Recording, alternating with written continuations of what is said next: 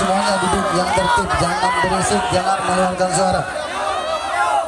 Duduk yang tertib, duduk yang rapi.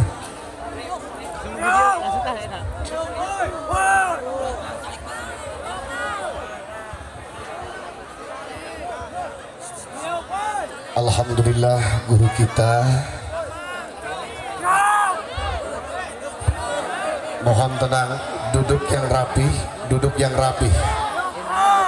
Duduk yang rapi, tidak ada suara, tidak ada suara, tidak ada suara. Alhamdulillah guru kita di tengah-tengah kita semuanya. Alhamdulillah kita doakan beliau sehat, amin. Beliau dipanjangkan umur, amin. Siap tertib, siap kita mendengarkan tausiah, mendengarkan ilmu-ilmu dari beliau, siap. Takbir.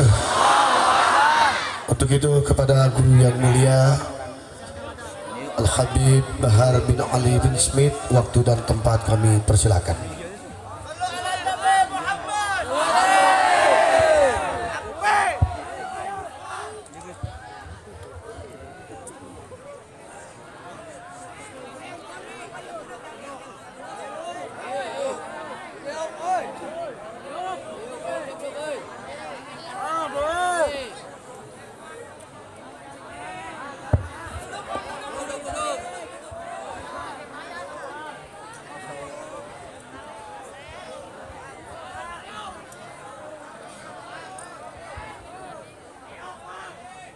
Assalamualaikum warahmatullahi wabarakatuh.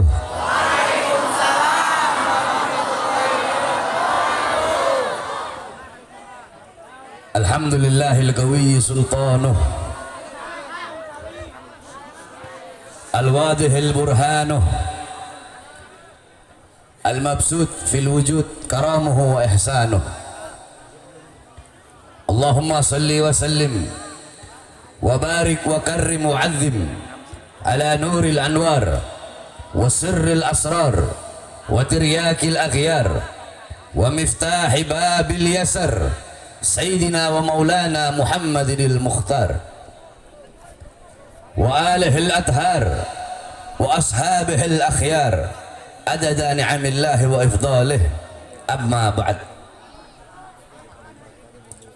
Yang saya cintai, yang saya muliakan, para alim ulama, para habaib, para kiai, para asatid, para tokoh masyarakat, para aparat pemerintah, wabil khusus guru-guru kita, Al-Habib Hud Al-Idrus, Al-Habib Hashim Al-Haddad, beserta seluruh para habaib yang lain yang saya cintai, yang saya muliakan, Sahibul Hajat Haji Fahmi Ibrahim, beserta seluruh keluarga besar daripada acara tablik akbar Haul Akbar, segenap panitia beserta seluruh hadirin hadirat, bapak-bapak, ibu-ibu, khususnya para pemuda-pemudi umat baginda Nabi besar Muhammad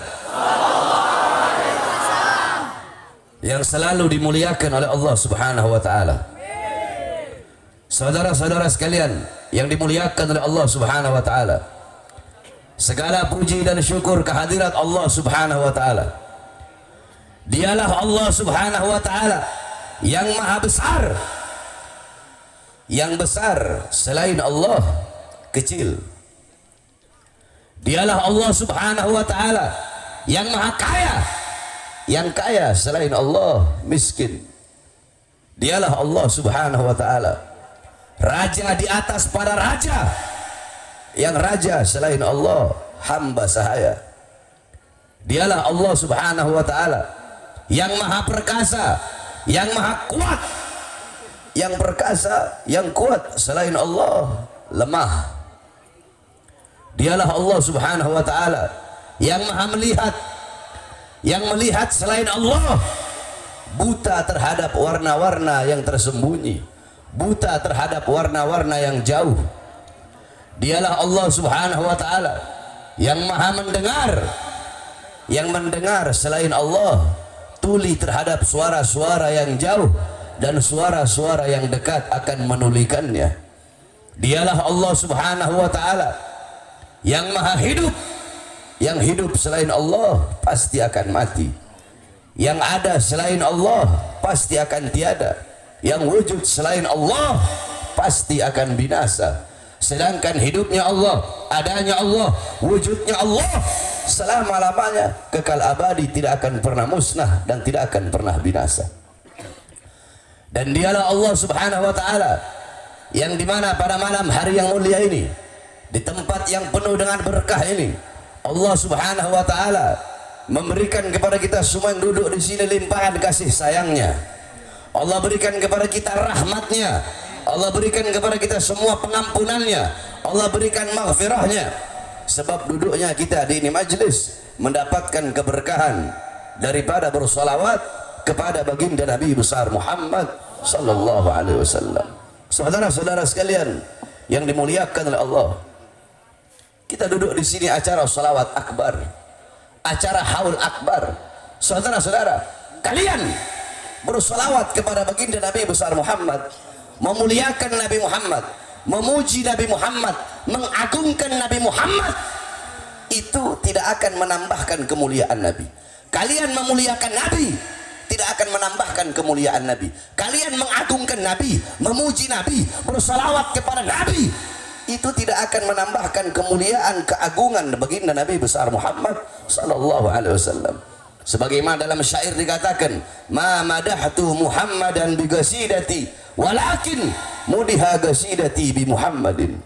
Aku tidak memuji Nabi dengan syairku, aku tidak memuliakan Nabi dengan syairku, tetapi syairku yang menjadi mulia karena telah memuliakan Nabi Muhammad. Syairku yang menjadi agung karena telah mengagungkan Nabi Muhammad. Syairku yang menjadi terpuji karena telah memuji Nabi Muhammad. Jadi kalian duduk pada malam hari ini memuji Nabi Muhammad dengan bersalawat, memuliakan Nabi Muhammad dengan bersalawat, kemuliaan Nabi tidak bertambah. Kalian memuliakan Nabi, kalian yang menjadi mulia. Kalian mengagungkan Nabi, kalian yang menjadi agung. Kalian memuji Nabi Muhammad, kalian yang menjadi terpuji di sisi Allah subhanahu wa ta'ala. Sebab kemuliaan Nabi Muhammad tidak akan bertambah. Karena jikalau kemuliaan Nabi bertambah, maka kemuliaan Nabi juga bisa berkurang. Sedangkan kemuliaan Nabi Muhammad tidak akan bertambah dan tidak akan berkurang. Kemuliaan Nabi, sekalipun lautan menjadi tinta, pohon menjadi pena, dipakai, digunakan untuk melukis kemuliaan Nabi Muhammad, laut jadi tinta, pohon jadi pena, tidak akan sanggup untuk melukiskan kemuliaan, keagungan serta keindahan, keluhuran daripada Nabi kita, baginda Nabi besar Muhammad sallallahu alaihi wasallam. Saudara-saudara, bukan hanya kita yang duduk di sini menjadi mulia karena Nabi Muhammad, bukan hanya kita yang duduk di sini menjadi agung karena mengagungkan baginda Nabi besar Muhammad sallallahu alaihi wasallam. Bahkan Makkah menjadi kota yang mulia, Makkah menjadi kota yang agung karena Makkah kota kelahiran Nabi Muhammad. Madinah menjadi kota yang mulia, Madinah menjadi kota yang agung karena Madinah adalah kota hijrah dan kota wafatnya baginda Nabi besar Muhammad. Hajar Aswad menjadi batu yang mulia, Hajar Aswad menjadi batu yang agung, dicium oleh jutaan manusia karena Hajar Aswad pernah dicium oleh bibir yang mulia, yaitu bibir baginda Nabi besar Muhammad sallallahu alaihi wasallam. Bahkan saudara-saudara, kulit yang hina, kulit yang tidak berharga, kulit yang tidak bernilai, kulit itu bahkan di sisi Allah, kulit itu lebih mulia daripada malaikat Jibril. Apa kulit tersebut? Kulit tersebut adalah terompah Nabi Muhammad.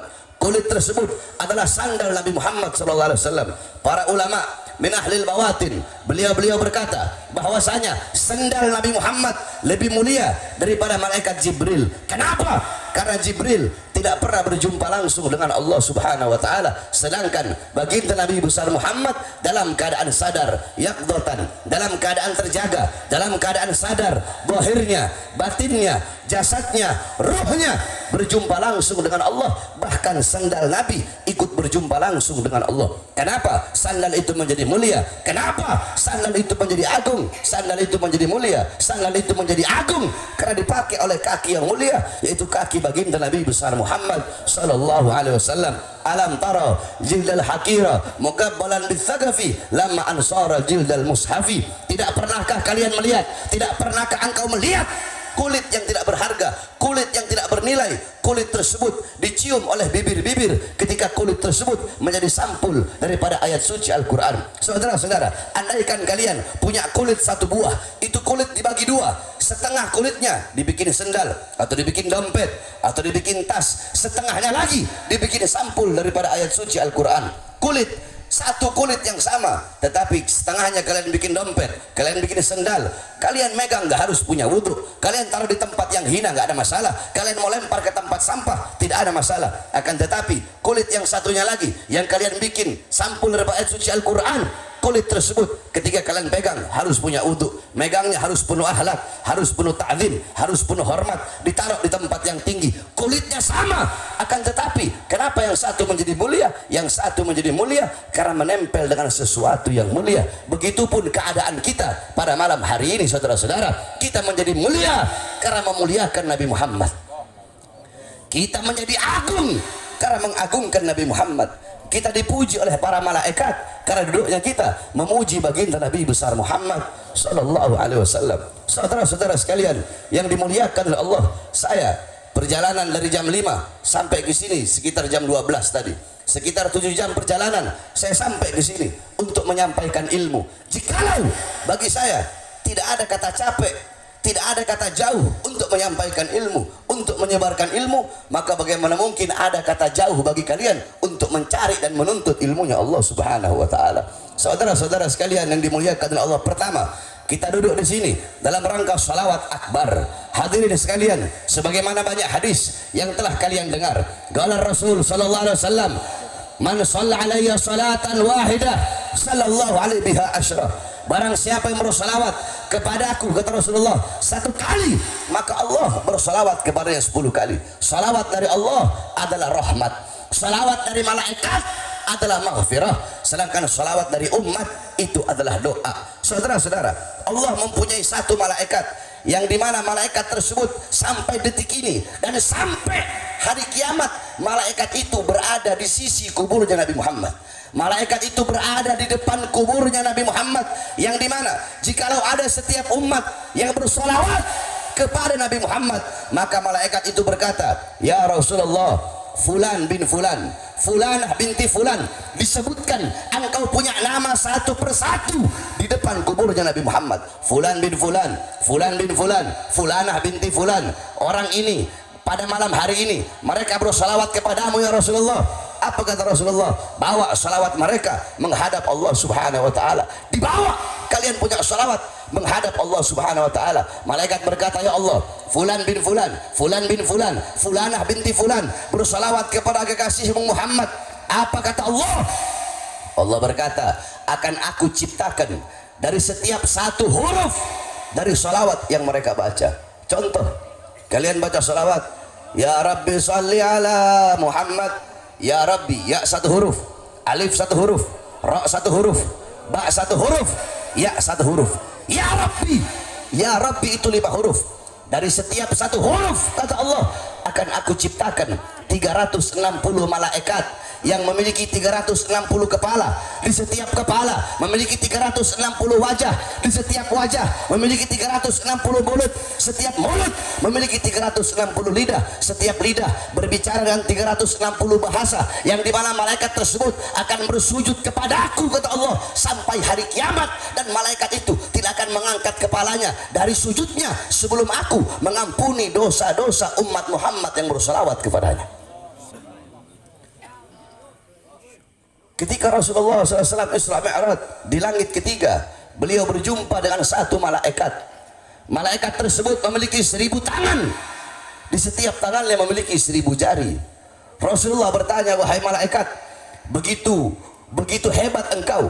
Allah ciptakan engkau punya 1000 tangan. Setiap tangan engkau punya 1000 jari. Untuk apa Allah menciptakanmu? Dijawab oleh malaikat tersebut, ya Rasulullah, aku Allah ciptakan untuk menghitung setiap tetesan-tetesan hujan yang jatuh dari langit ke bumi. Kemudian Rasulullah bertanya, apakah engkau tahu berapa banyak jumlah? Apakah engkau tahu berapa banyak bilangan setiap tetesan hujan yang jatuh dari langit ke bumi semenjak Adam diciptakan hingga saat ini? Apakah engkau bisa menghitung berapa banyak tetesan hujan yang jatuh dari langit ke bumi? Malaikat tersebut menjawab, demi Allah yang mengutusmu sebagai Rasul, aku tahu berapa banyak jumlah bilangan, aku tahu berapa banyak tetesan hujan yang jatuh dari langit ke bumi, dari langit ke gunung, dari langit ke sungai, dari langit ke lembah, dari langit ke hutan, dari langit ke laut. Aku bisa menghitung setiap tetesan-tetesan hujan tersebut dari zaman Nabi Adam sampai detik ini. Aku tahu berapa banyak jumlah dan bilangan tetesan hujan yang jatuh dari langit ke bumi, ya Rasulullah. Rasulullah merasa takjub, Rasulullah merasa kagum dengan kehebatan malaikat tersebut. Kemudian malaikat itu tiba-tiba berkata, akan tetapi ya Rasulullah, aku punya kekurangan, aku punya kelemahan. Kata Rasulullah, apa kekuranganmu, apa kelemahanmu? Malaikat tersebut menjawab, kelemahanku yaitu ketika umatmu berkumpul di suatu perkumpulan, ketika umatmu berkumpul di satu majelis untuk bersolawat kepadamu, disitulah kekurangan dan kelemahanku, karena aku tidak bisa menghitung berapa banyak rahmat dan pengampunan yang Allah berikan kepada umatmu yang bersolawat kepadamu, ya Rasulullah. Saudara-saudara, tetesan hujan yang jatuh dari langit ke bumi semenjak zaman Nabi Adam, malaikat itu bisa hitung. Tetapi pada malam hari ini, malaikat tersebut sedang bingung karena tidak bisa menghitung berapa banyak pahala, rahmat, kasih sayang dan pengampunan yang Allah berikan kepada kalian yang duduk di sini bersolawat kepada baginda Nabi besar Muhammad sallallahu alaihi wasallam. Maka beruntung kalian, berbahagialah kalian, karena Allah menjadikan lidah-lidah kalian adalah lidah-lidah di dunia basah dengan bersolawat kepada baginda Nabi besar Muhammad, sehingga lidah-lidah yang di dunia basah dengan solawat itu adalah lidah-lidah yang kelak di akhirat akan basah dengan telaga Al-Kautsarnya baginda Nabi besar Muhammad. Apalagi kita duduk di sini membaca maulid, membaca sejarah Nabi Muhammad, membaca tarikh Nabi Muhammad, sirah Nabi Muhammad yang dipimpin oleh Habib Hashim Al-Haddad. Saudara-saudara, setiap dibacakan maulid Nabi Muhammad, maka di situ Nabi Muhammad SAW hadir.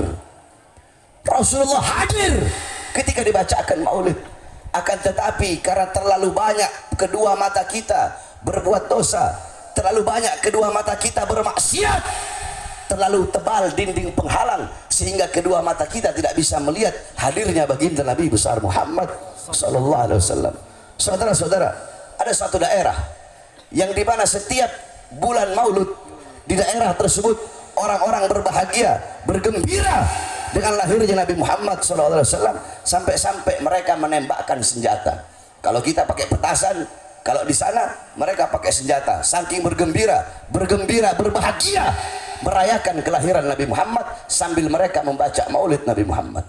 Nah, ketika mereka sedang menembakkan senjata mereka, tiba-tiba ada satu buah peluru yang nyasar di kepalanya seorang anak kecil yang orang tuanya beragama Nasrani. Maka tiba-tiba orang tuanya membawa anaknya ke rumah sakit, saudara-saudara. Ketika dibawa ke rumah sakit, dokter angkat tangan. Kata dokter, pelurunya ini sedikit lagi pelurunya akan menembus otak sehingga anak tersebut nyawanya tidak tertolong. Anak tersebut tidak bisa diselamatkan.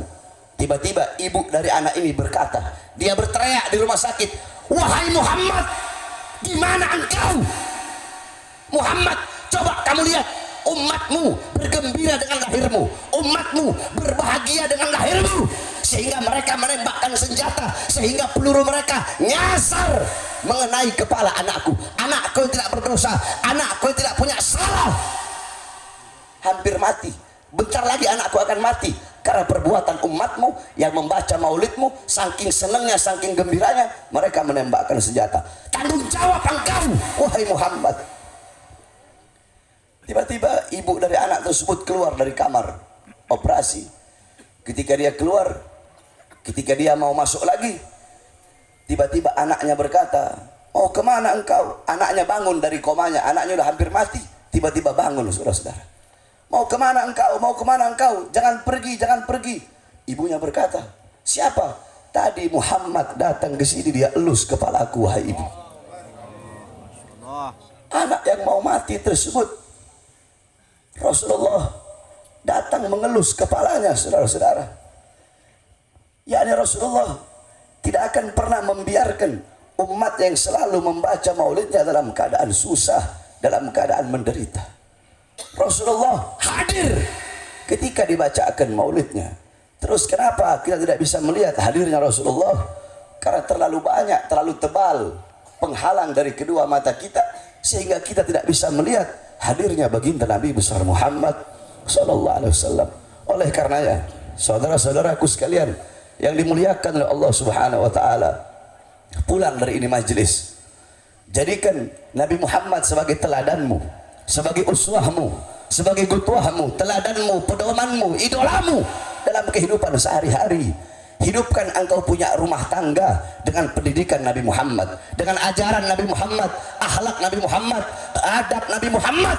Hidupkan rumah tanggamu, hidupkan kampungmu, hidupkan desamu, hidupkan wilayahmu, hidupkan kotamu, hidupkan daerahmu dengan pendidikan Nabi Muhammad, ajaran Nabi Muhammad, akhlak Nabi Muhammad, ilmu Nabi Muhammad, adab Nabi Muhammad, ibadahnya Nabi Muhammad, khaufnya Nabi, khasyahnya Nabi, zuhudnya Nabi, qanaahnya Nabi. Sebab tidak ada pendidikan yang lebih mulia selain daripada pendidikan baginda Nabi besar Muhammad sallallahu alaihi wasallam. Kita banyak anak-anak muda zaman sekarang, pemuda-pemudi zaman sekarang, semakin hari kita semakin jauh dari ajaran baginda Nabi besar Muhammad sallallahu alaihi wasallam. Yang kalian jadikan teladan, yang kalian jadikan pedoman, bukan Nabi Muhammad, bukan para sahabat, bukan para tabi'in, bukan para tabi'in, bukan orang soleh yang kalian jadikan teladan, yang kalian jadikan pedoman, yang kalian idolakan.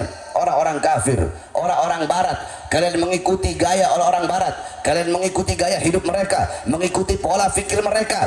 Coba lihat saudara-saudara, ini zaman akhir zaman, fitnah di mana-mana, kerusakan di mana-mana, maksiat di mana-mana, perbuatan dosa di mana-mana. Saudara-saudara, laki dan perempuan di pinggir jalan telanjang, laki dan perempuan pacaran, laki dan perempuan mereka pacaran di pinggir jalan, mereka zina di pinggir jalan, perzinahan di mana-mana, pelacuran di mana-mana, mabuk di mana-mana, narkoba di mana-mana. Orang-orang mempertontonkan perbuatan dosanya, orang-orang mempertontonkan perbuatan maksiatnya. Bahkan banyak anak-anak zaman sekarang, mau di kota-kota atau di desa-desa, mereka ditanya siapa Nabi Muhammad, mereka tidak kenal, saudara-saudara. Mereka tidak kenal Islam, tidak kenal iman, tidak kenal Quran. Kenapa? Orang tuanya tidak pernah mendidik mereka dengan pendidikan baginda Nabi besar Muhammad. Anak-anak sekarang nggak kenal sifat wajib bagi Allah, nggak kenal sifat mustahil bagi Allah, nggak kenal sifat jaiz bagi Allah Subhanahu wa taala, nggak kenal Nabi ada berapa, Rasul ada berapa, buta kepada Nabi Muhammad SAW, buta kepada Al-Quran. Karena kalian sebagai orang tua tidak pernah mendidik anak-anak kalian dengan pendidikan Nabi Muhammad. Lihat anak-anak zaman sekarang, anak SD zina, SMP zina, SMA zina. Anak-anak SMA melahirkan di dalam sekolahnya, saudara-saudara. Paling banyak tidak perawan, paling banyak nggak perawan. Anak-anak sekolah SD, SMP, anak SD udah nggak perawan banyak zaman sekarang, saudara-saudara. Kalian bapak-bapak zaman sekarang, kalian sebagai bapak-bapak, pagi, siang, sore, malam, kalian keluar dari rumah, cari apa? Cari uang, cari nafkah untuk memberi makan jasmani anak-anak kalian. Kalian beri makan jasmani anak-anak kalian, tapi kalian lupa memberi makan hati anak-anak kalian. Kalian lupa memberi makan jiwa anak-anak kalian. Kalian lupa memberi makan ruh anak-anak kalian. Saudara-saudara, jikalau kewajiban kalian sebagai seorang bapak cuma ngasih makan anak, tidak ada beda kalian dengan binatang. Kalau kewajiban kalian cuma mengasih makan anak, kalian belum bangun, binatang jam 4 udah bangun lebih dulu cari makan untuk memberi makan anak-anaknya. Ada yang lebih wajib dari kalian. daripada, lebih wajib daripada memberi makan jasmani anak-anak kalian. Apa itu? Memberi makan jiwa dan hati anak-anak kalian. Apa makanan hati bagi anak-anak kalian? Apa makanan jiwa bagi putra-putri kalian?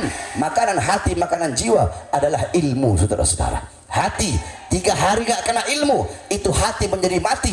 Maka tanyakan kepada diri kalian sebagai orang tua, telah berapa lama kalian menjadi sebab hati anak-anak kalian mati, sehingga anak-anak kalian gak kenal Islam, gak kenal iman, gak kenal Al-Quran, dan tidak kenal kepada baginda Nabi besar Muhammad SAW. Kalian ibu-ibu zaman sekarang, kalian tahu di mana letak kursi kalian, kalian tahu di mana letak lemari kalian, kalian tahu di mana letak perlengkapan rumah tangga kalian, kalian tahu di mana letak dapur kalian, letak kompor, letak kulkas, kalian tahu. Tapi kalian tidak tahu di mana letak anak perempuan kalian ketika malam. Kalian ibu-ibu zaman sekarang, emas, intan, permata, berlian, perhiasan, uang, kalian kunci rapat-rapat dalam lemari. Kalian kunci rapat-rapat dalam lemari. Kenapa nggak kalian taruh di luar? Takut diambil orang, takut dirampok orang, takut dimaling orang, takut dicolong orang. Emas, intan, permata, perhiasan, uang kalian kunci rapat-rapat dalam lemari. Tapi kenapa anak-anak perempuan kalian umbar seperti binatang? Saudara-saudara, Sayyidatuna Fatimah, Sayyidatul Niswa fid dunya wal akhirah, Hababah Fatimah, beliau adalah pemimpin perempuan di dunia dan di akhirat. Bagaimana beliau menjaga anak-anak perempuannya? Bapak-bapak, ibu-ibu, saudara-saudara, setiap malam rumahnya Sayyidah Fatimah selalu gelap. Tiap malam rumahnya gelap. Orang bertanya, wahai Imam Ali, apakah engkau tidak punya uang untuk beli lentera, untuk beli lampu? Apa jawab beliau? Aku punya lentera, aku punya lampu di rumahku, tapi setiap malam aku matikan lentera yang ada di rumahku agar orang-orang yang lewat depan rumahku tidak bisa melihat walaupun sekalipun bayangan daripada anak-anak perempuanku. Bayangan anak perempuan yang gak rela dilihat, apalagi wujud daripada anak-anak perempuannya. Kita, orang-orang zaman sekarang, anak-anak perempuan kita umbar seperti binatang. Bahkan bukan hanya di kota-kota, bahkan di kampung-kampung seperti ini pun banyak orang tua yang membiarkan anak-anaknya membuka aurat. Oleh karenanya, apalagi kalian sebagai seorang ibu, kalian adalah madrasatul ula, kalian adalah muallimah, mudarrisah, muaddibah lil abna. Kalian adalah pendidik pertama, guru pertama, ustadz pertama, kiai pertama, pondok pesantren pertama bagi putra-putrinya adalah seorang ibu. Baik buruknya anak tergantung daripada ibunya, bagus atau rusaknya seorang anak tergantung daripada ibunya. Kalau kedua orang tuanya bagus, kalau kedua orang tuanya mendidik anak-anaknya dengan pendidikan Nabi Muhammad, maka anak-anaknya bakal jadi anak-anak yang baik. Salah satunya seperti pada malam hari ini, acara Haul Akbar, yang dimana saya mendengar ada sekitar 20 orang yang merayakan haul daripada kedua orang tuanya atau keluarganya yang telah meninggal dunia, yang dimana mengundang kita semua duduk di sini membacakan doa, mengirimkan yasin, tahlil, tahmid, tasbih, takbir, tamjid untuk orang tua yang telah meninggal dunia. Nah, saudara-saudara, jangan kalian ngarep. Saya berharap nanti kalau saya mati, anak saya mau bikin haul saya. Jangan ngarep. Pengen punya anak yang nanti kalau kamu mati bakal mengirimkan doa untuk kamu, bakal mengadakan haul kamu, mengundang para ulama, ustadz, kiai, habaib duduk untuk mendoakan kedua orang tua kamu, untuk mendoakan kamu kelak kalau kamu wafat. Jangan ngarep pengen punya anak seperti itu kalau di dunia, kalau kamu masih hidup tidak pernah mendidik anak-anak kamu dengan pendidikan baginda Nabi besar Muhammad sallallahu alaihi wasallam. Ini adalah salah satu bukti anak-anak yang soleh dan solehah. Kenapa? Berbakti kepada kedua orang tua bukan hanya semasa hidup orang tua saja, tetapi walaupun orang tua kita telah wafat, walaupun orang tua kita telah jadi mayat, tetap wajib berbakti kepada kedua orang tua. Dengan cara apa? Dengan mengirimkan doa kepada kedua orang tua yang telah meninggal dunia. Idza mata ibnu Adam in qata amaluhu illa min thalathah, sadaqatun jariyah, al-ilmu yantafa'u bih, wa waladun salih yad'u lah. Apabila anak Adam, manusia wafat, manusia meninggal dunia, maka terputus seluruh amalnya. Kita masih hidup sholat dalam kubur, kita nggak bisa sholat. Kita masih hidup puasa dalam kubur, kita nggak bisa puasa. Kita masih hidup haji, udah mati dalam kubur, kita tidak bisa haji. Akan tetapi kalau kita masih hidup, meninggalkan 3 perkara ini, 3 amal ini, walaupun kita wafat, walaupun kita sudah meninggal dunia, akan tetapi pahalanya akan mengalir terus sampai datangnya hari kiamat. Apa? Salah satunya yaitu doa anak soleh yang mendoakan kedua orang tuanya. Saudara-saudara, di zaman Nabi Isa alaihi salam, ketika Nabi Isa sedang lewat, ada satu kubur. Ketika Nabi Isa lewat di kubur tersebut, Nabi Isa mendengar suara teriakan, suara jeritan daripada penghuni kubur tersebut. Kemudian Nabi Isa pergi, balik lewat itu kubur, sudah tidak ada lagi jeritannya, sudah tidak ada lagi teriakannya. Nabi Isa nanya, wahai malaikat, tadi aku lewat di ini kubur, aku mendengar suara siksaan, suara jeritan, suara teriakan. Tapi kenapa ketika aku kembali sudah tidak ada jeritan, tidak ada siksaan, tidak ada hukuman? Apa kata malaikat? Wahai Nabi Isa, itu ahli kubur adalah orang fasik, orang yang suka berbuat dosa, orang yang suka berbuat maksiat.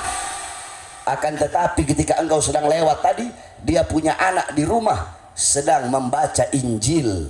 Karena anaknya membaca Injil, maka Allah angkat azab dan siksa, dan Allah gantikan dengan rahmat. Itu anak baca Injil, orang tuanya yang lagi disiksa, diazab, diangkat siksa dan azabnya. Maka bagaimana kalau anak-anak kalian mengirimkan Al-Quran, bacaan ayat-ayat suci Al-Quran untuk kalian kalau kalian sudah meninggal dunia? Tapi jangan ngarep pengen punya anak seperti itu kalau kalian masih hidup, tidak pernah mendidik anak-anak kalian dengan pendidikan baginda Nabi besar Muhammad sallallahu alaihi wasallam. Oleh karenanya sekali lagi saya wasiatkan kalian para orang tua, didik anak-anak kalian dengan pendidikan baginda Nabi besar Muhammad sallallahu alaihi wasallam. Apalagi para pemuda-pemudi. Di sini banyak para pemuda-pemudi. Ingatlah kalian, wahai para pemuda-pemudi Islam, syubbanul yawm rijalul ghad. Pemuda-pemuda masa kini, pemuda-pemuda masa sekarang adalah pemimpin-pemimpin di masa yang akan datang. Pemimpin negara, pemimpin bangsa, pemimpin kampung kalian, pemimpin desa kalian, pemimpin wilayah kalian, pemimpin kota kalian, pemimpin daerah kalian, dan pemimpin negara kesatuan Republik Indonesia, pemimpin bangsa, pemimpin negara, dan juga pemimpin-pemimpin agama. Kalau anak-anak mudanya baik, anak-anak mudanya taat, anak-anak mudanya patuh kepada Allah, anak-anak mudanya cinta kepada Allah, hatinya selalu berkaitan dengan Allah, selalu berhubungan dengan Allah, hatinya penuh dengan rasa takut kepada Allah Subhanahu wa taala. Anak-anak mudanya menjadikan Nabi Muhammad sebagai teladannya, sebagai pedomannya, sebagai idolanya. Anak-anak mudanya mengerti ilmu agama, mengenal iman, mengenal Islam, mengenal takwa. Anak-anak mudanya soleh. Besok bangsa kita bakal baik. Besok bangsa kita bakal bagus. Pemimpin-pemimpin bakal menjadi pemimpin-pemimpin yang bagus. Pemimpin negara bakal menjadi pemimpin-pemimpin yang baik. Pemimpin-pemimpin yang istiqomah. Pemimpin-pemimpin yang amanah. Pemimpin-pemimpin yang bisa membawa umatnya, membawa rakyatnya menuju ridhonya Allah Subhanahu wa taala. Tetapi kalau anak-anak mudanya rusak, anak-anak mudanya maksiat, anak-anak mudanya melakukan mungkarat, dalalat, sayyiat, mukhalafat, anak-anak mudanya buta Al-Quran, buta Islam, buta iman, anak-anak mudanya menjadikan orang barat, orang kafir sebagai teladannya, sebagai idolanya, sehingga tidak mengenal Rasulullah. Anak-anak mudanya mabok-mabokan, anak-anak mudanya narkoba, anak-anak mudanya melacur, anak-anak mudanya berjudi. Besok bangsa kita bakal rusak, negara bakal rusak, pemimpin-pemimpinnya bakal rusak, dan agama bakal dipegang oleh ulama-ulama yang rusak. Oleh karenanya kalian para pemuda-pemudi Islam, jadilah pemuda-pemudi kebanggaan baginda Nabi besar Muhammad. Selalu duduk di majelis-majelis Nabi Muhammad, selalu duduk di majelis-majelis taklim. Wahai para pemuda-pemudi Islam, ikuti para ulama, ikuti para ustadz, ikuti para kiai. Jangan jauh dari ulama, jangan jauh dari habaib, jangan jauh dari kiai, jangan jauh dari orang-orang soleh. Almar'u ma'aman ahab. Seseorang kelak di akhirat akan dikumpulkan bersama orang yang ia cintai. Man tashabbaha biqaumin fahuwa minhum.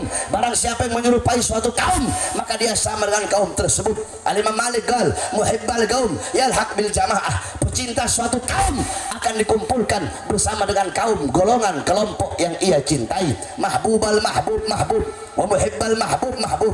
Qala Imam Ghazali. Imam Ghazali mengatakan, orang-orang yang dicintai oleh orang-orang yang dicintai oleh Allah, orang itu pun akan dicintai oleh Allah. Mencintai orang-orang yang dicintai oleh Allah, orang itu pun akan dicintai oleh Allah. Wahai para pemuda-pemudi Islam, jarak engkau kelak di akhirat dengan Nabi Muhammad, jarak jauh atau dekatnya engkau dengan Nabi, kadar kedekatan engkau atau jauhnya engkau dengan Nabi kelak di akhirat Itu menurut kadar kedekatan engkau di dunia dari majelis-majelis seperti ini. Kalau di dunia engkau dekat dengan majelis ilmu, dekat dengan majelis ta'lim, dekat dengan majelis salawat, dekat dengan para ulama, dekat dengan para habaib, dipastikan di akhirat engkau pun akan dekat dengan baginda Nabi besar Muhammad. Tapi kalau di dunia engkau jauh dari ulama, jauh dari orang soleh, jauh dari para habaib, jauh dari para kiai, di akhirat dipastikan engkau pun akan jauh dari baginda Nabi besar Muhammad sallallahu alaihi wasallam. Oleh karenanya, wahai para pemuda-pemudi Islam, selalulah kalian menjadi pemuda-pemudi Islam yang menegakkan keadilan, yang memperjuangkan Islam, yang menyampaikan kebenaran. Saudara-saudara, Islam tidak butuh kepada 1 juta pemuda yang tidak memiliki ghirrah, yang tidak memiliki semangat, yang tidak memiliki semangat yang kuat, yang tidak memiliki tekad yang bulat. Islam tidak butuh kepada 1 juta pemuda yang tidak punya semangat dalam membela Islam, yang tidak punya semangat dalam membela bangsa, yang tidak punya semangat dalam membela negara. Tapi Islam lebih butuh kepada 1 anak muda tetapi jiwanya menggebu-gebu, semangatnya menggelora untuk membela bangsa, untuk membela Islam, untuk membela negara kesatuan Republik Indonesia. Sampaikan kebenaran, perjuangkan keadilan, jangan pernah engkau takut untuk menyampaikan kebenaran. Lau matalaim, walaupun seluruh dunia harus membencimu, mencacimu, memakimu, menghinamu, menfitnahmu, saudara-saudara, jangan engkau berada di jalan yang benar, engkau berada di jalan yang buruk, engkau berada di jalan yang sesat. Banyak yang menghina, banyak yang mencaci, banyak yang memaki. Apalagi engkau berada di jalan kebenaran, apalagi engkau berada di jalannya Allah, berada di relnya Allah untuk membela agama Allah. Pasti banyak yang menghinamu, banyak yang mencacimu, banyak yang memakimu, banyak yang menyepelekanmu. Akan tetapi mereka yang menghina perjuanganmu, yang mencaci perjuanganmu, yang memaki perjuanganmu, yang menyepelekan perjuanganmu, jangan engkau jadikan mereka sebagai air yang memadamkan semangatmu. Akan tetapi jadikan mereka sebagai api yang menambah semangatmu untuk berjuang di jalan Allah Subhanahu wa taala. Jangan pernah engkau takut dengan ancaman. Jangan pernah engkau takut dengan ancaman apapun. Jangan pernah engkau takut dengan siapapun. Takutlah kepada dengan Allah Subhanahu wa taala. Takutlah engkau kalau engkau menjadi orang-orang yang memiliki perasaan biasa-biasa saja ketika Islam dihina, ketika rakyat ditipu, rakyat tidak disejahterakan, ketika rakyat tidak dimakmurkan, hatimu biasa-biasa saja. Awas, takutlah engkau saudara-saudara, karena ketika engkau merasa biasa-biasa saja, Islam dihinakan, Al-Quran dilecehkan, bangsa, rakyat dibiarkan, engkau merasa biasa-biasa saja, maka dipertanyakan keislamanmu, dipertanyakan keimananmu. Bukankah Rasulullah berkata, hubbul watan minal iman, cinta tanah air sebagian daripada iman? Maka dipertanyakan keimanannya bagi orang-orang yang tidak memiliki rasa cinta, rasa sayang kepada tanah airnya. Sedangkan tanah air kita adalah negara kesatuan Republik Indonesia. Saudara-saudara, saya Habib Rizik, kami berkali-kali keluar masuk penjara, keluar masuk penjara. Kenapa kami keluar masuk penjara? Habib Rizik, saudara-saudara, organisasinya dibubarkan, di penjara, 6 laskarnya dibunuh, saudara-saudara. Begitu berat perjuangan beliau untuk Islam. Kalian, kita, apa yang telah kita perjuangkan untuk Islam? Apa yang kita telah perjuangkan untuk bangsa? Apa yang telah kita perjuangkan untuk negara? Apa, saudara-saudara? Beliau-beliau seorang habaib, para habaib, kami para anak cucu Rasulullah SAW. Saya 2009 di penjara, 2010 di penjara, 2012 di penjara, 2018 di penjara, 2020 saya keluar dari penjara. Baru 2 hari bebas dari penjara, saya dibawa ke Nusa Kambangan. Tangan saya diborgol, perut saya diborgol, kaki saya diborgol. Pulang dari Nusa Kambangan, saya dibawa ke lapas Gunung Sindur. Tahun 2021 saya bebas. Belum sampai 1 bulan bebas, saya sudah ditahan kembali di Polda Jabar, saudara-saudara. Kenapa kami berkali-kali di penjara? Apakah kami penjahat? Apakah kami penjahat? Apakah kami bandar narkoba? Apakah kami kriminal? Berapa banyak aset negara yang saya jual? Apakah saya penipu rakyat? Apakah saya membohongi rakyat? Apakah saya maling uang rakyat? Apakah saya nyolong uang rakyat? Saudara-saudara, Habib Rizik di penjara, Habib Hanif, saya berkali-kali. Kenapa? Saya baru keluar 2 hari, dibawa ke Nusa Kambangan. Kenapa? Karena ceramah saya, saudara-saudara. Ceramah saya dibilang ceramah yang memprovokasi masyarakat. Ceramah saya dibilang meresahkan. Pertanyaannya, apa isi ceramah saya? Saya sampaikan kepada kalian. Saya kasih tahu kepada kalian apa isi ceramah saya yang dibilang meresahkan masyarakat sehingga saya baru keluar, kemudian saya dibawa ke Nusa Kambangan sana. Isi ceramah saya ketika itu 2020, awal-awal masa pandemi, awal-awal lagi ketat-ketatnya COVID-19. Saya keluar dari lapas siang, saudara-saudara, malam saya langsung ceramah. Padahal saya tahu resikonya, nanti saya pasti bakal dipenjara lagi. Nah, saudara-saudara, ketika itu dalam ceramah saya mengatakan, wahai pejabat, wahai aparat, wahai pemerintah, kenapa rakyat, kenapa masyarakat kalian kurung dalam rumah, PSBB, nggak boleh keluar rumah, tetapi tidak kalian beri makan, tidak kalian berikan minum, makan, minum, kebutuhan pokoknya tidak kalian berikan. Sedangkan rakyat kalian nggak boleh keluar rumah. Kalian mau menghidupkan rakyat, memakmurkan rakyat, atau mau bikin mati rakyat? Wahai pejabat, wahai aparat, wahai pemerintah, kenapa mal-mal, perusahaan-perusahaan milik asing tetap buka di masa pandemi corona ini? Sedangkan warung-warung kecil, toko-toko kecil milik pribumi, kenapa kalian paksa untuk tutup? Wahai pejabat, wahai aparat, wahai pemerintah, berapa banyak pengangguran-pengangguran di Indonesia, pemuda-pemudi yang tidak punya kerjaan, pemuda-pemudi yang pengangguran di masa corona ini. Tapi kenapa di masa corona, di masa pandemi, di saat banyak pengangguran-pengangguran di Indonesia, tetapi tenaga kerja terus kalian kirim dari Cina, terus kalian kirim dari asing?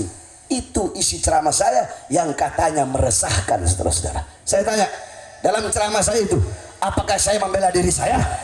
Apakah saya membela keluarga saya? Apakah saya membela anak istri saya? Apakah saya membela kelompok saya? Apakah saya membela golongan saya? Apakah saya hanya membela Islam saja? Siapa yang saya bela? Rakyat atau bukan? Siapa yang saya bela? Siapa yang saya bela? Siapa yang saya bela? Siapa yang saya bela? Yang saya bela rakyat yang susah, rakyat yang menderita, rakyat yang kelaparan, rakyat yang ditipu, rakyat yang tidak disejahterakan. Saudara-saudara, demi Allah, untuk bangsa, untuk agama, untuk negara, untuk rakyat Indonesia, demi bangsa, demi agama, demi rakyat, jangankan hanya di penjara, nyawa saya, jiwa saya, darah saya murah harganya.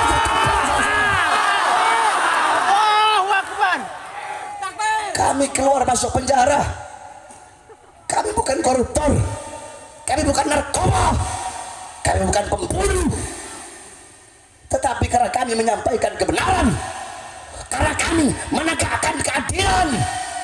Saudara-saudara, kami para habaib, kami anak cucu Rasulullah, tapi Allah, tidak ada sedikit pun yang kami takutkan, saudara-saudara. Kami sudah biasa diancam, kakek-kakek kami biasa dibunuh sekalipun. Saudara-saudara, kami punya kakek-kakek, beliau di penjara berkali-kali, bahkan sampai dibunuh. Kami punya kakek Sayyidina Ali bin Abi Thalib radhiyallahu anhu. Sayyidina Ali bin Abi Thalib ketika beliau sedang sholat ditikam dari belakang, saudara-saudara, sampai beliau mati. Kami punya kakek Sayyidina Hasan ibn Ali, beliau diracun sampai keluar isi perutnya dari mulutnya dan beliau mati seketika itu juga. Kami punya kakek Al-Imam Husain, Al-Imam Husain radhiyallahu anhu, dipenggal kepalanya, saudara-saudara, dipenggal kepalanya, ditancap ke tombak, dipertontonkan kepada umat. Ini loh anak cucu Rasulullah saja, karena melawan kami pemerintah saat itu, kami bantai, kami penggal, apalagi cuma kalian. Kepala kakek kami dipertontonkan, saudara-saudara. Darah beliau yang mengalir di dalam tubuh kami, saudara-saudara. Dalam tubuh kami mengalir darah-darah pejuang, darah-darah keberanian. Oleh karenanya kami tidak akan pernah mundur walaupun satu langkah di dalam membela dan memperjuangkan agama Datuk kami, saudara-saudara. Saudara-saudara, apakah Bahar bin Smith bakal kapok, bakal capek, bakal lelah keluar masuk penjara? Tidak, saudara-saudara. Tidak ada kata capok, tidak ada kata capek, tidak ada kata kapok, tidak ada kata lelah. Berjuang untuk agama, berjuang untuk bangsa, dan berjuang untuk rakyat dan negara kesatuan Republik Indonesia.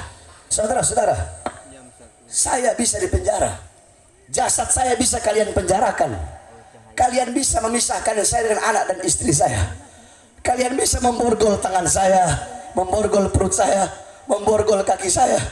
Bahkan di ketika di Nusa Kambangan, ketika para petugas lapas memborgol tangan saya, dari tangan nyambung ke perut, dari perut nyambung ke kaki, saya berkata, engkau Islam? Ya Habib, saya Islam. Apakah engkau membaca ayat kul la as'alukum alaihi ajran illa mawaddata fil qurba? Dalam Al-Quran Allah berfirman, katakanlah wahai Muhammad, bahwasanya engkau tidak meminta balasan apapun, bayaran apapun. Engkau tidak minta apa-apa dari umatmu kecuali kecintaan umatmu kepada Al-Qurbah. Kamu tahu siapa Al-Qurbah? Orang yang kau borgol tangan, perut dan kakinya, ini adalah Al-Qurbah. Engkau sholat baca sholawat? Iya Bib, baca sholawat. Bukankah kau baca sholawat Allahumma sholli ala Muhammad wa ala ali Muhammad? Bukankah tidak sah engkau punya sholat kalau tidak bersolawat kepada Muhammad dan ali Muhammad? Tahukah engkau siapa Ali Muhammad? Ali Muhammad adalah orang yang kau borgol tangan, perut dan kakinya, yang tidak akan sah engkau punya sholawat. Kalau tidak akan sah engkau punya sholat, kau tidak bersolawat kepada Ali Muhammad. Saudara-saudara, mereka para pengkhianat bangsa, mereka orang-orang yang terluka karena saya punya lidah. Berkali-kali saya sampaikan, lidah saya itu seperti alkohol. Kamu tahu alkohol? Saya tanya, alkohol kena kulit, kulitnya nggak ada luka, adem nggak? Adem nggak? Tapi kalau alkohol kena kulit yang ada luka, perih nggak? Sakit nggak? Orang yang tidak punya luka, orang yang tidak punya borok, orang yang hatinya lurus, pejabat yang hatinya baik, pejabat yang amanah, yang istiqomah, kalau kena saya punya lidah, adem-adem aja. Tapi pejabat yang rusak, pejabat yang biadab, pejabat yang bangsat, kena saya punya lidah, kayak luka kena alkohol tadi, sudah kelejit dia, sakit dia, sampai ke dalam hati dia merasakan sakitnya. Tapi kalau pejabat yang lurus, yang istiqomah, dia nggak bakal merasakan apa-apa, bahkan dia merasa adem-adem saja. Nah, saya sampaikan, kalian para pengkhianat bangsa, kalian yang suka berjanji memakmurkan rakyat, mensejahterakan rakyat, tapi yang makmur adalah partai dan politik kalian bisa memenjarakan jasad saya, jasad Habib Rizik, kalian bisa memenjarakan kami, kalian bisa memborgol tangan kami, kalian bisa memisahkan kami dengan anak dan istri kami. Tetapi demi Allah, suara-suara kebenaran yang kami sampaikan, suara-suara keadilan yang kami sampaikan, yang kami sebarkan ke seluruh pelosok dan penjuru Indonesia, tidak akan pernah bisa kalian penjarakan, tidak akan pernah bisa kalian bungkam sampai kalian tanya semua masyarakat, semua pemuda-pemudi Islam yang ada di sini, siap sampaikan kebenaran, siap tegakkan keadilan, siap lawan kezaliman, siap bela agama, siap bela bangsa, siap bela negara, siap bela NKRI, siap bela merah putih. Allahu Akbar. Sampaikan kepada mereka, kami pemuda-pemudi Islam Indonesia, kami para santri-santri yang pakai sarung, kami bersumpah demi Allah, selama darah kami masih merah, selama tulang kami masih putih, merah putih, maka selama itu kami para pemuda-pemudi Islam, kami para santri-santri yang pakai sarung akan berada di barisan paling depan, rela hancur, rela binasa demi bangsa dan rakyat Indonesia. Semua pemuda-pemudi Islam, santri-santri sarungan, siap hancur demi Islam, siap mati demi merah putih, siap binasa demi Indonesia. Allahu Akbar, Allahu Akbar. Indonesia merdeka, merdeka, merdeka. NKRI harga mati, harga mati, harga mati. Mudah-mudahan Allah berikan keselamatan bagi bangsa. Allah berikan kedamaian bagi Indonesia. Allah berikan ketentraman bagi Indonesia. Pejabat yang jadi pejabat yang baik. Pejabat yang cinta ulama. Yang cinta orang-orang soleh. Ulama jadi ulama yang baik. Ulama jadi ulama yang lurus. Amin ya rabbal alamin. Saya senang. Saya bahagia. Dari pas masuk tadi kemari, saya dikawal sama polisi. Saya lihat ada Bapak Kapolsek bersama-sama dengan bapak-bapak dari TNI Koramil. Nah, pejabat-pejabat baik seperti ini, saudara-saudara, inilah pejabat-pejabat akhirat. Jadi pejabat harus datang ke ulama. Jadi pejabat harus datang ke majelis-majelis taklim. Al-Imam Ghazali beliau berkata, apabila ada pejabat mendatangi ulama, pejabat mendatangi majelis-majelis ilmu, itu tujuan dari pejabat itu adalah mencari akhirat. Sedangkan kalau sebaliknya ada ulama mendatangi pejabat, ulama keluar masuk istana, ada ulama sering datang ke kantor-kantor pejabat, itu adalah ulama-ulama yang mencari dunia, saudara-saudara. Oleh karenanya, alhamdulillah, banyak para pejabat yang hadir di sini, mudah-mudahan jadi pejabat yang istiqomah. Jadi pejabat yang lurus. Amin, amin, rabbal alamin. Mudah-mudahan ulama kita juga jadi ulama yang baik. Jadi ulama yang lurus. Sebab banyak ulama sekarang, ustadz, kiai sekarang, ustadz, kiai, habib sekarang. Alimun alladhi yaj'alu ilmahu tabi'an ra'yil muluk. Adalah seorang ulama. Ulama yang menjadikan ilmunya untuk mengikuti kemauan para penguasa. Ulama tapi menjadikan ilmunya untuk mengikuti kemauan penguasa. Penguasa maunya A, ini ulama tahu A ini buruk. Ini ulama tahu A ini nggak baik, A ini haram, A ini rusak. Tapi bagaimana caranya mencari-cari dalil untuk membenarkan yang salah, untuk memperbaiki yang buruk daripada kesalahan pejabat tersebut. Inilah kera-kera bersorban, ulama-ulama kontrak, ulama-ulama amplop. Saudara-saudara, sekarang ustadz, kiai, habib sekarang ini ada ustadz kuning, ada kiai kuning, ada habib kuning. Jadi bukan ustadz kiai aja, habibnya juga udah mulai sekarang ini. Ustadz ijo, kiai ijo, habib ijo. Ustadz merah, kiai merah, habib merah. Bukan sorbannya, sorban. Maksudnya apa? Ada kiai Gerindra, ada habib Gerindra. Ada kiai PDI, ada habib PDI. Ada kiai Golkar, ada habib Golkar. Ada kiai PKB, habib PKB. Kiai PAN, habib PAN. Ustadz sama ustadz berantem, kiai sama kiai berantem, habib sama habib berantem. Gara-gara apa? Gara-gara beda bendera, gara-gara beda pandangan politik, gara-gara beda capres. Yang satu Habib Jokowi, yang satu Habib Prabowo. Yang satu Habib Anies, yang satu Habib Ganjar Pranowo. Gara-gara beda capres, Habib sama Habib berantem, kiai sama kiai berantem. Terus kita mau bilang, ayo umat bersatu. Bagaimana umat mau bersatu? Ustadz sama ustadznya berantem, kiai sama kiainya berantem, habib sama habibnya berantem. Gara-gara urusan partai, urusan bendera, urusan politik, urusan kursi, urusan kedudukan, urusan jabatan, urusan perut, saling berantem, saudara-saudara. Kami para habaib, kami diajarkan oleh kakek-kakek kami, andaikan pangkat, jabatan, tahta, kekuasaan, andaikan bisa dipegang oleh seekor binatang peliharaan, maka demi Allah kami tidak rela, kami tidak ridha binatang peliharaan kami memegang pangkat, jabatan, tahta dan kekuasaan tersebut.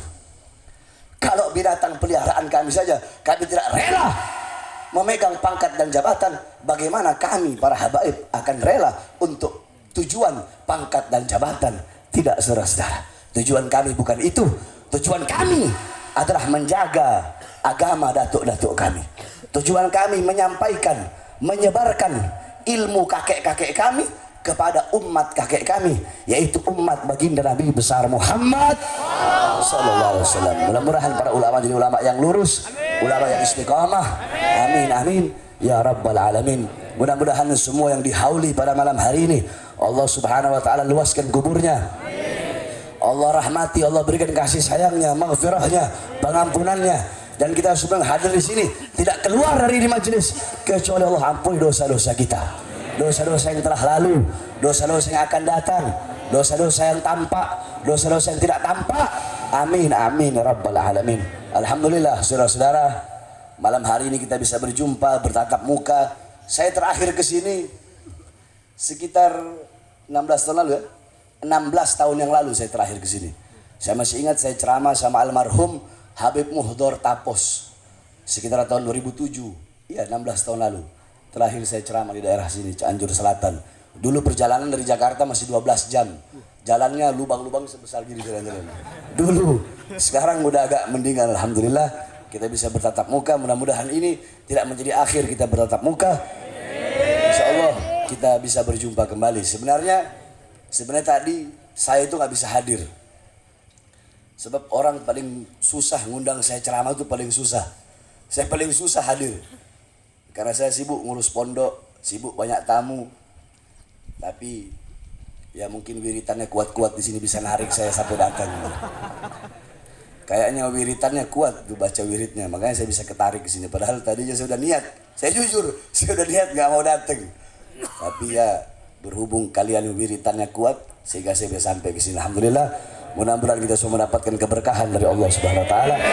Amin amin ya Rabbi, fanafana bi barakatihim, wa hdil husna bi hurmatihim, wa amitna fi tariqatihim, wa mu'afati min al-fitani, wa sallallahu alaihi wasallam Muhammadin وعلى آله وصحبه بارك وسلم والحمد لله رب العالمين والعفو منكم wassalamu alaikum warahmatullahi wabarakatuh. Semuanya prajurit pembela Rasulullah, bangkitlah untuk agama, bangkitlah, ayo yang keras, satukan hati, satukan jiwa, musuh di depan mata, lawan dia negara tercinta, maju, maju yang terus maju, ABC tidak paksa, kami berjanji demi Allah, rela binasa demi agama, wahai prajurit pembela Rasulullah.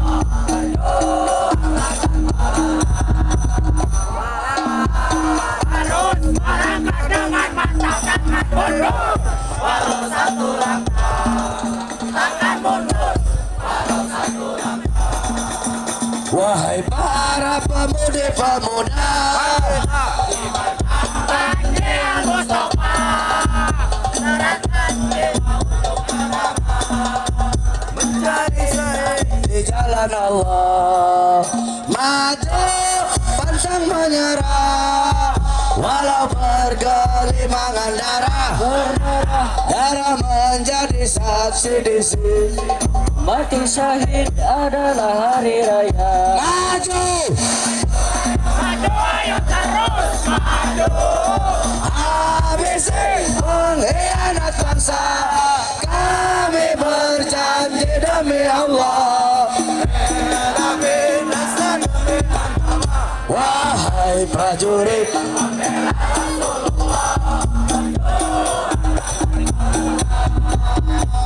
walau harus takkan mundur, takkan mundur. Angkat tangannya semua.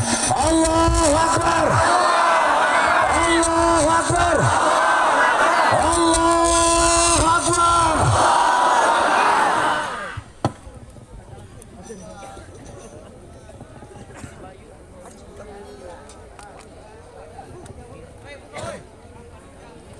Dikasih jalan, coba dikasih jalan. Alhamdulillah wa syukru ala ni'amih. Kita telah mendengarkan ilmu-ilmu yang disampaikan oleh guru kita yang mulia Al-Habib Bahar bin Ali bin